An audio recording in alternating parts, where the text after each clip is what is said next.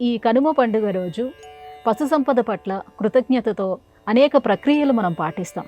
అలాగే ఈ రోజును వ్యవసాయాత్మక పండుగగా జరుపుకోవటంలో ఆంతర్యం ఏమిటి?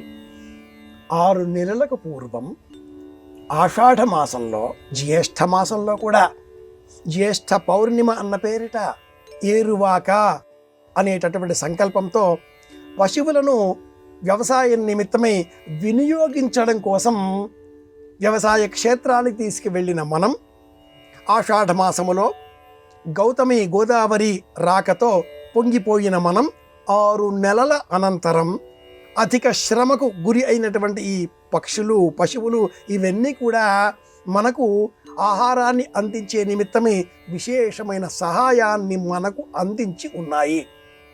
ప్రత్యక్షంగా కనిపించేటటువంటి సహాయం పశువులది, పరోక్షంగా కనిపించేటటువంటి సహాయం పక్షులది. అవి కూడా ఎక్కడో ఆహారాన్ని స్వీకరించి ఆ ఆహారంలో ఉన్నటువంటి ఆ చిన్న గింజలు, విత్తనములను మరో చోట విడిచిపెట్టడం ద్వారా ఆ వృక్ష జాతిని ఒక ప్రాంతం నుంచి మరో ప్రాంతానికి వ్యాపింపజేస్తున్న తరుణంలో పక్షులకు కూడా మనం కృతజ్ఞతలు చెప్పుకోవాలి. ఆషాఢ మాసంతో 6 నెలలకు పూర్వం జ్యేష్ఠ పౌర్ణిమతో ప్రారంభమైన ఏరువాక పౌర్ణిమ నేటికి ఈ కనుమ పండుగ నాడు ఆ పశువులకు ధన్యవాదాలు చెప్పడమే వ్యవసాయ రంగానికి ప్రత్యేకమైనటువంటి పండుగగా మనం భావన చేయాలి.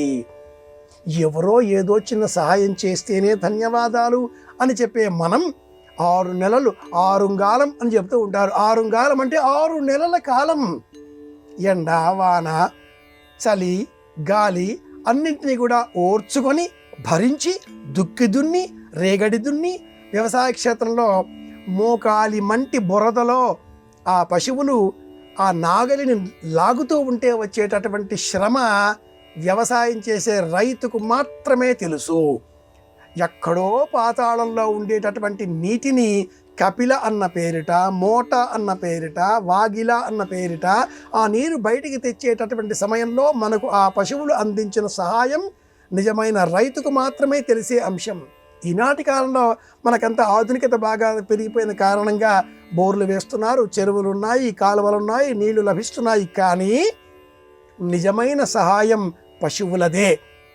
అంత పచ్చిక తిని ఆ పశువులు మనకు పాలిస్తాయి, మన ఉనికిని గుర్తిస్తాయి, మన వాసనని కూడా గుర్తించేటటువంటి లక్షణం పశువులకు మాత్రమే ఉంది. కాబట్టి ఆ పరమేశ్వరుడిని మనమంతా పశుపతి అని పిలుస్తూ ఉంటాం.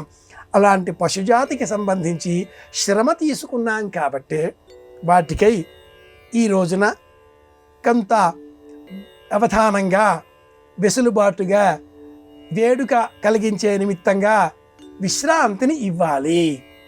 పశువుల కొట్టం, పాక అంటాం కదా, శుభ్రం చెయ్యాలి. గోమయంతో చక్కగా అల్లికి రంగవల్లికలు సిద్ధం చేసి అలంకరించి సూర్యకాంతి సోకే విధంగా కొన్ని ఏర్పాట్లు ప్రత్యేకంగా చేసి అనంతరం వాటి కొమ్ములకు, గిట్టలకు గజ్జెలు కట్టి, రంగులు అలది, పసుపులు రాచి అలా అనేక విధములుగా వాటిని అలంకరించి లేత పచ్చికని వాటికి ఆహారం నిమిత్తమే అందిస్తే పొంగిపోతాయి, మన ఉనికిని గుర్తిస్తాయి. వాటి కళ్ళల్లో నిజమైన విశ్వాసాన్ని మనం చూడగలుగుతాం. జంతువుల పట్ల మమకారం గల వారంతా ఈ పండుగను వ్యవసాయ పండుగగా నిర్వహిస్తూ ఘనంగా వాటికి కృతజ్ఞతాపూర్వకంగా కొంత విశ్రాంతిని కల్పించాలి. ఆధునిక నగర జీవితంలో ఉండేటటువంటి వారు విషయం తెలుసుకొని ఆత్మీయులకు, బంధువులకు, మిత్రులకు ఎవరికైనా గ్రామాల సమీపంలో ఉన్న ఎడల గ్రామాలకు వెళ్ళాలి. నిజమైన వాతావరణ పరిస్థితులలో జీవించడం ఎలాగో నేర్చుకోవలసిన రోజు కనుమ పండగ, వ్యవసాయదారుల పండగ. ఇది విషయం.